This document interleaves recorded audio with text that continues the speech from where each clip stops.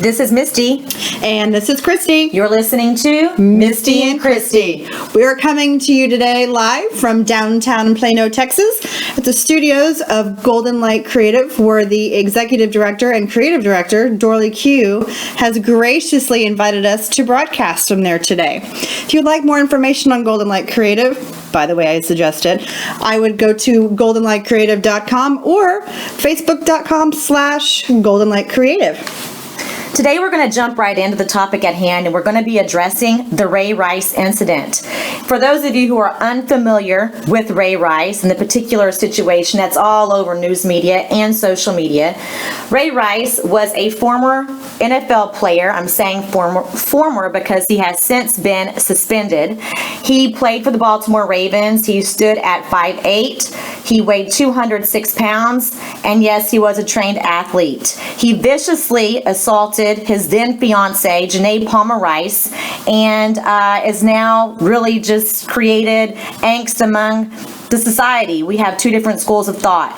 If you would like to join in the conversation, please follow us at Misty and Kristi on Twitter, #Break the Silence, or on Facebook, Misty and Kristi. For those of you, again, who are unfamiliar with the situation, we're going to give you a brief history. Back in February, Mr. Rice viciously attacked his, at the time, fiance while in an Atlantic City casino hotel. They were in the elevator when he knocked her ass out. Cold.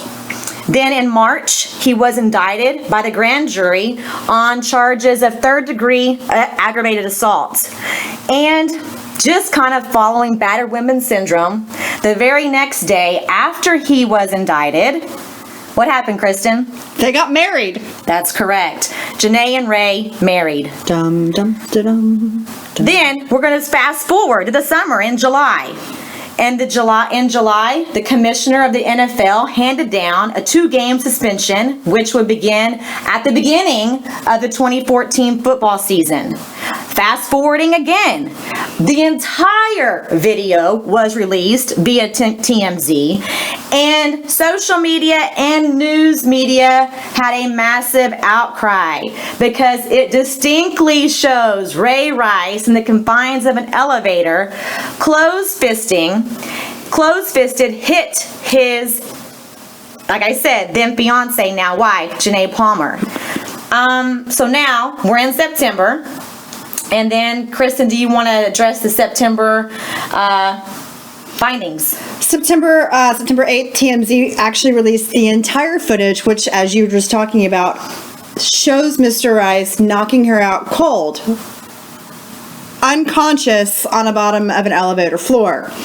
At that point, the Balitmore Ravens then terminated Rice's contract, and shortly after that incident, NFL commissioner announced that Rice had been suspended from the NFL indefinitely. But here goes, people. What happened yesterday? In light of his indefinite suspension for knocking out Janay Palmer, Cold. what has the Players Union done? They have filed an appeal. Indeed. They're saying that, in fact, he cannot be punished twice for the same incident. But here's the deal. There's some discrepancy. The NFL is saying they did not have the full video. However, you have an officer who is saying, yes, in fact, the NFL was provided with the footage.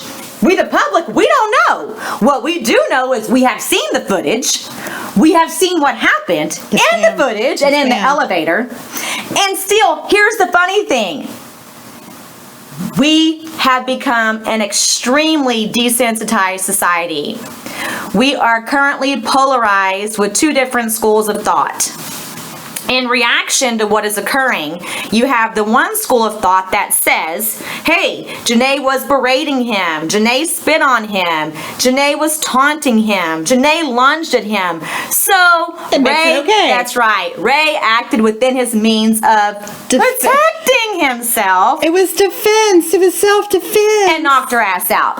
And then you have the school of thought that says, a man should never hit a woman. So many of you may think, oh, you are hardcore feminist here. You're going to stand up for women's rights. No, that's not what's happening here. We're standing up for the rights of human beings. Human beings meaning you don't put your hands on another person. If you need to protect yourself, that's one thing. If you need to defend yourself, that's one thing. If you need to restrain someone from harming you, that's one thing. But did in fact Ray Rice feel as though he was being threatened? I don't know. I think you touch on a very touchy subject on that. If a burglar is coming at you with a knife and an ATM machine trying to get your wallet, defend yourself if you feel need. But if something that you quote unquote love and trust and put a ring on your hand, you should never be laying hands on that person. And that goes for a man and a woman relationship, a woman-woman relationship, or a man-man relationship. And I think here's another component of this particular debate, if you want to call it a debate. Again, Ray Rice is a trained athlete. He has worked day in and day out to ensure his body is above par. You're talking about a man who has been trained to deliver hits as well receive hits. It is his job to be in his top physical shape every single day of every single year. And I'm not saying that sets him apart, but in essence, it does set him apart to the majority of society. What I'm saying is he's in tip-top shape, he's strong, he's capable, he's agile. So even if, let's just say worst case scenario, Janay slapped him, spit on him, knocked him, hit him as hard as she could. They were in an elevator. What could Ray Rice have done? Let's say they're traveling from the 15th floor down to the lobby. He could have hit 12, and those elevator doors would have opened, offering him an opportunity of escape in the event that he felt threatened. That's not what he did.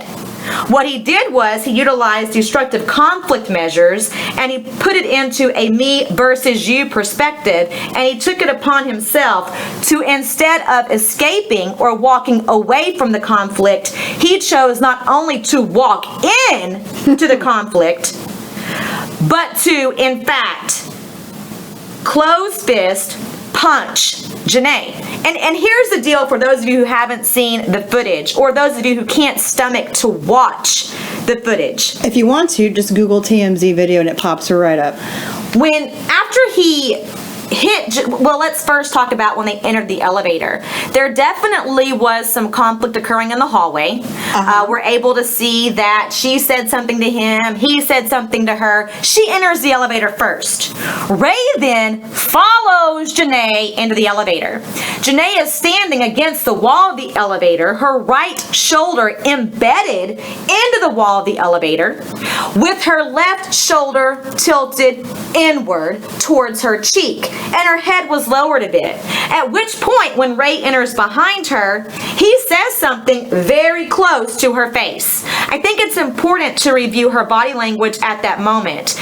We can tell simply from her body language that either A, she had witnessed abuse growing up, or B, this was not their first rodeo in a conflicted situation like this. And as I said, it begins to escalate in the elevator. At no point does Ray choose the option of defusing and de-escalation, pushing another floor button to get out. Instead, he chooses to knock her ass out cold. Laying on the floor. Let's talk about that. The elevator doors open, and what we're able to see is Janay Palmer, at the time was her last name, Janay Palmer, with the top portion of her body laid out in the hotel lobby floor, while the bottom portion of her body is laid out face down still in the elevator floor, with her skirt pulled up above her butt, essentially. Her lady parts were showing. While Ray, the father of her daughter, kicks her, nudges, we'll use the word nudge. We'll say he nudged her with the front portion of his foot. Oh, it goes back to grab her shoe because she lost her shoe. 2 to 3 times in her side. Now, here's another part. Her head is, like I said, laying face down. The elevator door isn't held open by Ray Rice. It's held open by her dangling legs. And by a hotel staff member who chooses to kneel down by Janay and chooses to hold the elevator door open to ensure it doesn't close on her. Ray Rice never attempted to render aid. No, the female, I think it looks like a security guard female, was help propping her up, and it looks like she's trying to say, "Are you okay?" So now that we've addressed the particular incident, now that we've given you the timeline, we would love to hear from you, again, at Misti and Kristi on Twitter or on Facebook, Misti and Kristi, hashtag break the silence. I think at this point it's important to address the social outcry from both schools of thought.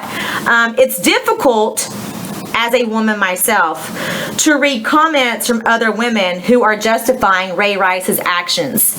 It's almost baffling and in fact appalling that any woman would say that it is okay and or tolerable for a man to hit a woman. And I'm going to use an analogy that, let's say we're all observing a school-wide or district-wide assembly where you have now intermingled high school and middle school. So you have seniors and you have 7th graders all at the same assembly. Let's say that a 7th grader is spitting spitballs, calling someone a name. Taunting him, maybe? Taunting him, making fun of his jeans, calling him stupid, calling him heinous names, who knows? And let's say that this 12th grader in return chooses to address the 7th grader by knocking their ass out. I would venture to say that the majority of us would find that inappropriate. Not so much, it could be a male student on a male student.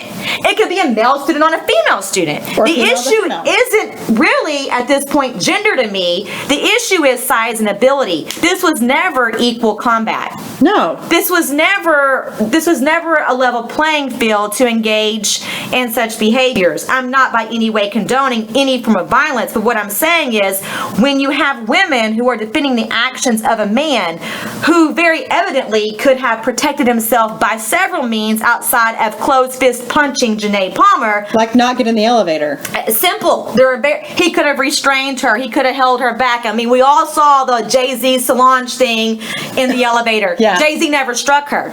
No. Jay-Z never raised a hand to her. So we can all laugh at him and call him a bitch, as so many people have done, but the reality was he was a man. He knew if he put his hands on her, he would step out of the guise of being a man, and at that point, he would become an assailant. What Ray Rice was is he became an assailant. And what's disgusting to me is that people in our society are asking us to implore empathy for Ray Rice. They're acting as though somewhere along the lines he acted within his rights. I'm confused. What rights were those? I don't know. And to read on social media, any woman utilizing her fingers to type in a response that if you step in the ring with the man, prepare to be hit. And we even had a follower who said something along the lines like, I have a sharp tongue. There were times in my life that I would have deserved to be cold-cocked. I think we're friends because we have sharp tongues. Absolutely. But I'm not going to cold cock you out. No, and I think that's a problem. You know, and I think when we think of life and we think of situations, and especially when you're in intimate partner relationships, and here's the deal. A lot of us also come from the idea that, hey, what happens within a home stays within a home, and that certain things do happen within intimate partner relationships, and that is true. But violence isn't one of those.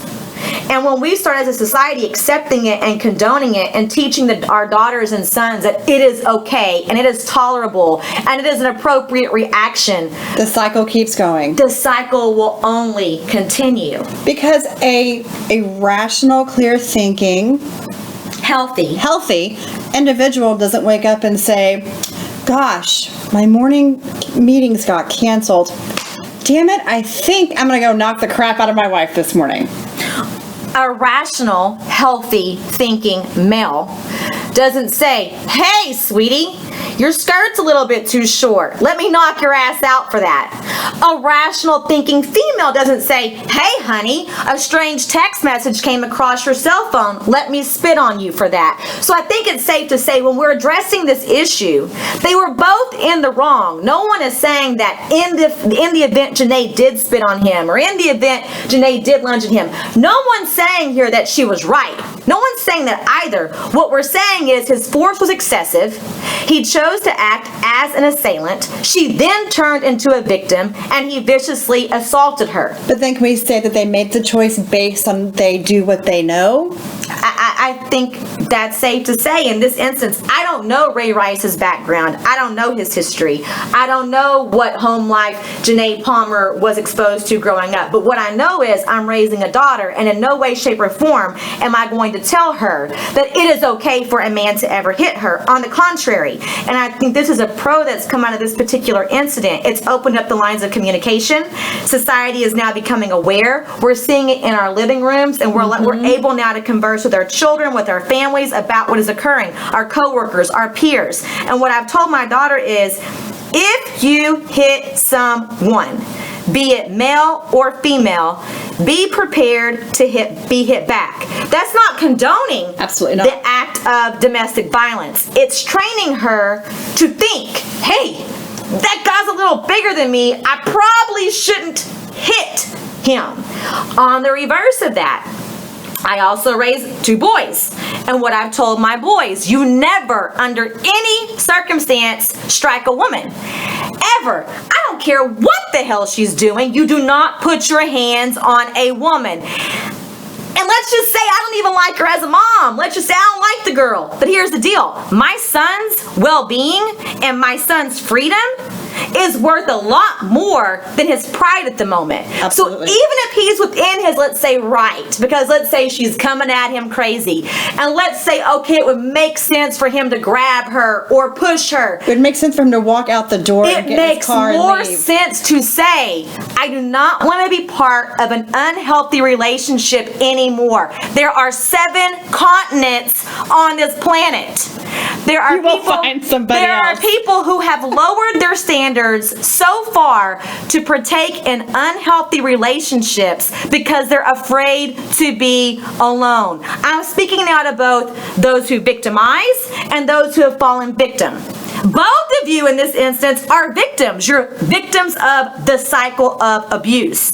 You have lowered your standard to the level that you believe what you're experiencing is love or commitment or being loyal. If that's not the most ridiculous pile of shit I've ever heard, and if I hear one more female say that it's okay or it's tolerable, it's never okay, or a man or vice versa.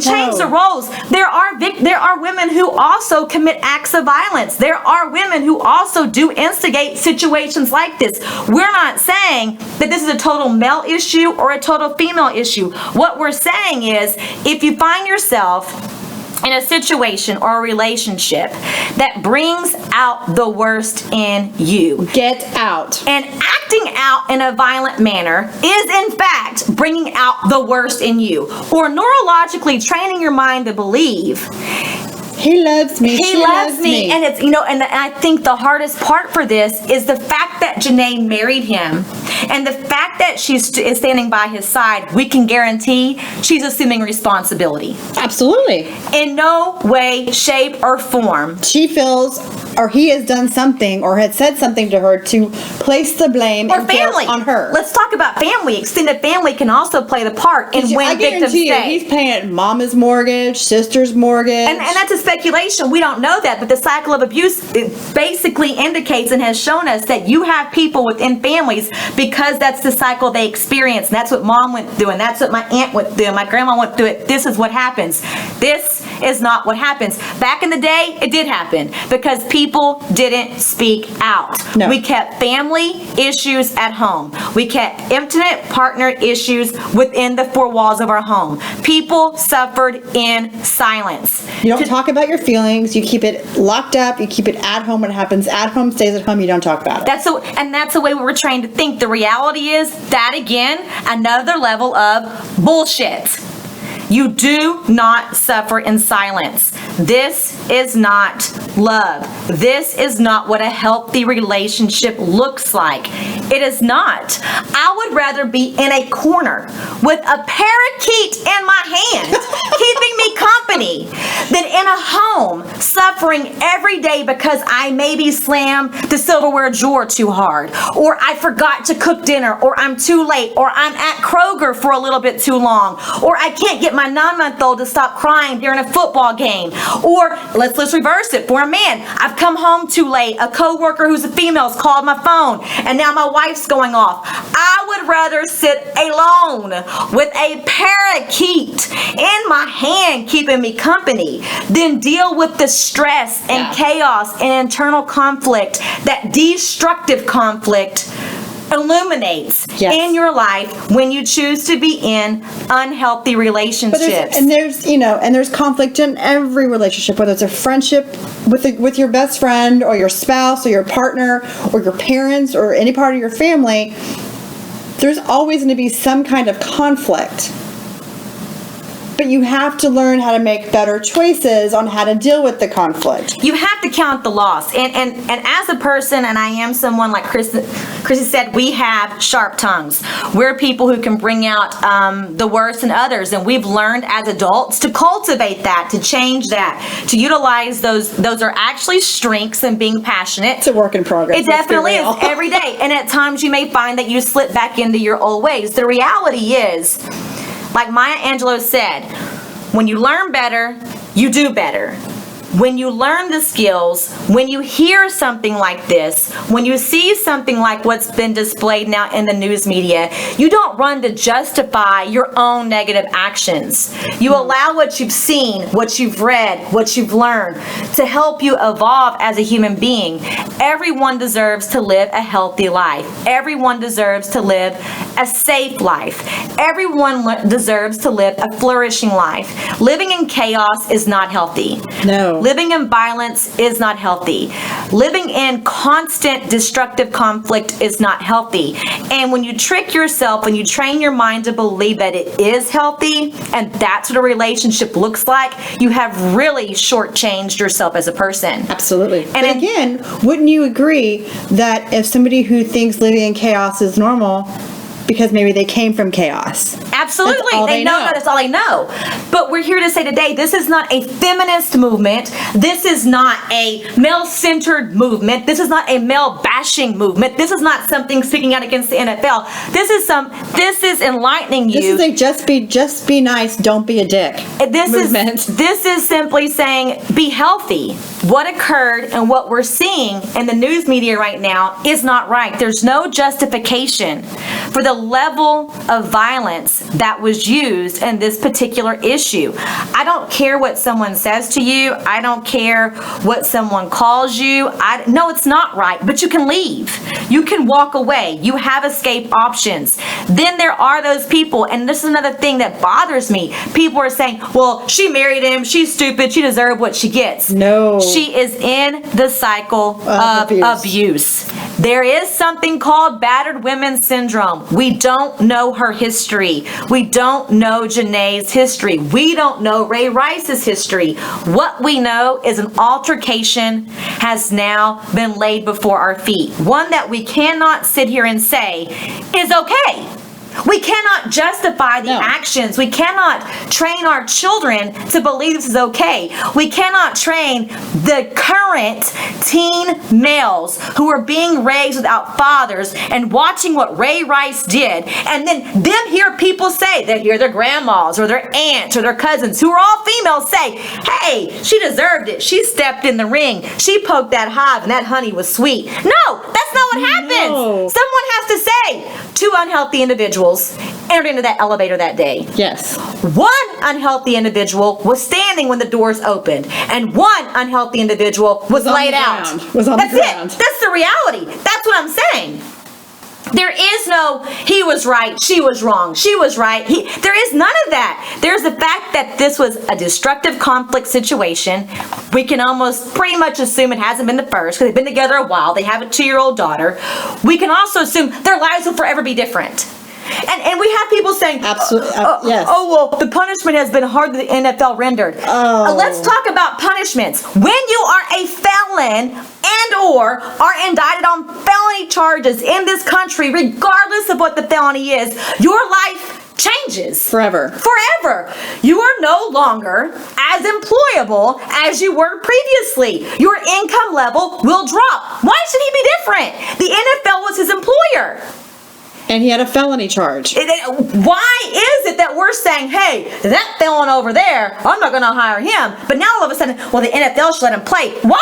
That's his employer. Yeah. I don't understand how we're making excuses for Ray Rice. That we're saying, oh, he's a felon now, but I think that his income shouldn't be impacted. Well, really? Because there are other people who have incurred felonies that didn't have hundreds of thousands or millions of dollars in the bank. They barely had the next paycheck in the bank, and immediately their family was impacted. Why should he be different?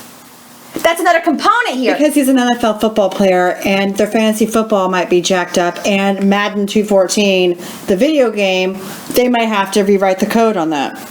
Let's get real. Domestic violence does not discriminate. It is an epidemic that has impacted and impeded this country for decades. And thank God, we are now at the place where we're speaking out about it. Thank God. I think the video is disgusting, but I am immensely thrilled, for lack of better terminology, that it's out there. So people who aren't aware of this situation or aware of the cycle can actually see what happens. Conversations are occurring. Which is the best thing that could come out of this. Conversations are occurring. Communication about domestic violence, its ramifications, what it looks like. Sometimes it's hard for us to see our own situation. But when you step outside and you look from the balcony, when you sit there and look through a different lens and you see this occurring in someone else's relationship, you then may see the similarities in your own. And maybe that's what some people need to see. This is not healthy. There is a better life. There are more opportunities. Someone's fly-ass mouth is not worth your freedom. No. It's not worth being held captive in our penal system or having to go through a massive financial legal battle because someone said something to you who didn't like, or God forbid someone spit on you, or God forbid someone lunged at you, or God forbid someone insulted you and hurt your pride. Pride is not worth your freedom. No, and I have done studies on this coming from the medical field that if you swallow your pride, you won't die from it. There you go. And that's, I think, another really important fact here. What happened that day is Ray Rice could not let go of his pride. She pissed him off. We don't know what was said. I've not heard the audio. I don't know if there's an audio version available, but there are people who are saying that there is, because I've heard people say, now I don't know for fact, but I've heard people say, well, she said, is that the hardest you can hit? Well, he should have said, hell no. I knock people out every Sunday. No, I can hit harder than this. What did he have to prove to her? He had nothing to prove to her. He wanted to win. He wanted to win. He wanted to win an argument. Hang on. Did he win? Oh, sure, he knocked her ass out. But did he lose? No. Well, everybody lost.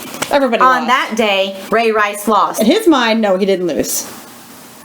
But he had his reputation has been impacted. His employable status has been impacted. The reputation he will have in front of his daughter has been impacted. The respect that he may have had at that moment from Janay has been impacted. Ray Rice walked out of that elevator that day. Yeah, he won. He knocked her out. And then in this day and age, that video is eternal. Eternal. And someday, that daughter is going to see that video because somebody at school is going to show it to her. How is that going to change her life? How will that affect her for the next 70 years of her life?